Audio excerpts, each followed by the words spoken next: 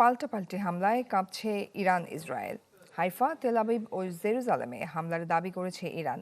এই অবস্থায় যুদ্ধ চালিয়ে যাওয়ার জন্য বিশেষ বাজেটের ব্যবস্থা করা হবে জানিয়েছেন ইসরায়েলের প্রধানমন্ত্রী নেতানিয়াহু। এদিকে ইরানের হরমুজ প্রণালীর কাছে ১৬টি মাইন পাতা ইরানি নৌযান ধ্বংসের দাবি করেছে যুক্তরাষ্ট্র।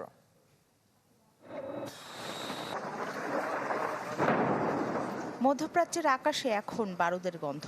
ইরানের সাথে যুক্তরাষ্ট্র ইসরায়েলের সংঘাতে রাতারাতি পাল্টে গেছে অঞ্চলটির চিত্র। হামলা পাল্টা হামলায় বাড়ছে উদ্বেগ উৎকণ্ঠা। ট্রাম্প দিচ্ছে ইরানকে নজিরবিহীন পরিণতির হুমকি, আর তেহরানেরও পিছু হটার লক্ষণ নেই। সব মিলিয়ে যুদ্ধ দীর্ঘায়িত করার পথেই হাঁটছে সব পক্ষ।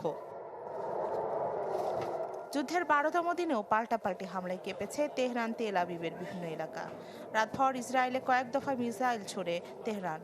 ইরানের ছোড়া ক্ষেপণাস্ত্র আঘাত হেনেছে তেল আবিবে। টার্গেট করা হয় হাইফা শহরের তেল ও গ্যাস শোধনাগার ও মজুদ ট্যাঙ্কে। এছাড়া তেল আবিবের একটি স্যাটেলাইট কমিউনিকেশন সেন্টারও ধ্বংসের দাবি করেছে ইরান। এবারে যুদ্ধে চোখের বদলে চোখ নীতিতে চলবে ইরান। যে কোনো আগ্রাসনের জবাবে তাৎক্ষণিক প্রতিক্রিয়া জানানোর হুঁশিয়ারি দিয়েছেন দেশটির পার্লামেন্টের স্পিকার।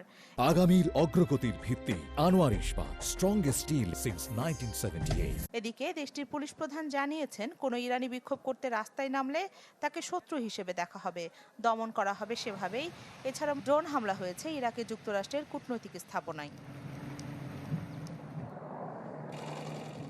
এদিকে তেহরানেও পাল্টা হামলা অব্যাহত রেখেছে তেল আবিব। যুদ্ধ চালিয়ে যাওয়ার জন্য বিশেষ বাজেটের ব্যবস্থার হুঁশিয়ারি দিয়েছেন ইসরায়েলের প্রধানমন্ত্রী নেতানিয়াহু।